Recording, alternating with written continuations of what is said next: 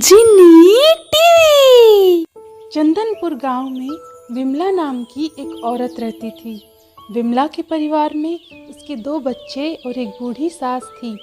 विमला पर दुखों का पहाड़ तब टूट पड़ा जब उसके पति की एक लंबी बीमारी के कारण मौत हो गई। जितने पैसे थे वो सब तो आपके बेटे के इलाज में खर्च हो गए और अब तो वो भी नहीं रहे। घर में अब खाने को अनाज भी नहीं है और मैं कहीं बाहर जाकर कोई काम भी नहीं कर सकती हूँ। मेरे पीछे से बच्चों का और आपका ध्यान कौन रखेगा? मुझे तो कुछ भी समझ नहीं आ रहा है माँ जी। अरे बेटी, तो इतनी चिंता ना कर। हमने कभी किसी का बुरा नहीं किया। भगवान भी हमारे साथ कुछ अच्छा जरूर करेंगे। हमने अपने हिस्से के दुख जी लिए हैं।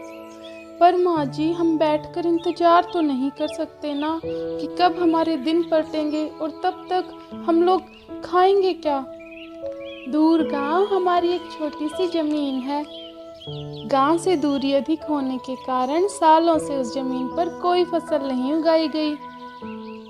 कोई बात नहीं माँ जी, मैं अपनी जमीन पर खूब मेहनत करूंगी।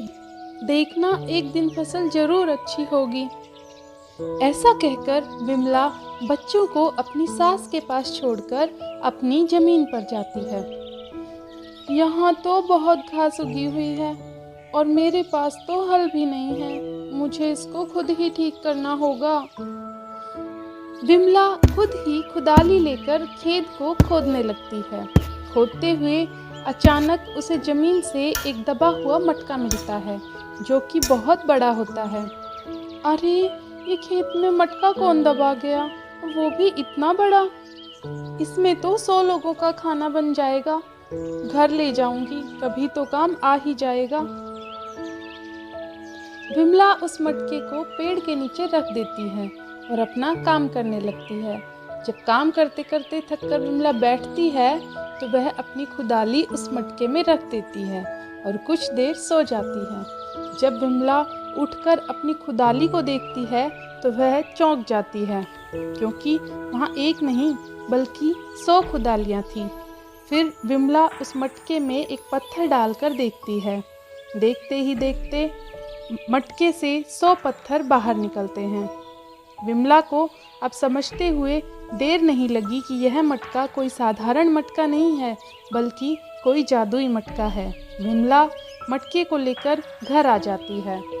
अब जब भी उसे किसी भी चीज़ की ज़रूरत होती वह जादुई मटके में डाल देती। मटके से एक के बदले उसे 100 चीज़ें मिलती। जादुई मटका हर चीज़ को 100 गुना कर देता, फिर चाहे वो खाने की चीज़ हो, कपड़े हों, सोने के सिक्के हों या कोई और चीज़। विमला को अब किसी भी चीज़ की कमी ना रही। वह दिन पर दिन धनवान होती चली गई। विमला की समृद्धि की बात उस राज्य के राजा के पास पहुंची तो उसने इसका भेद जानने के लिए अपने गुप्तचरों को उसके घर भेजा।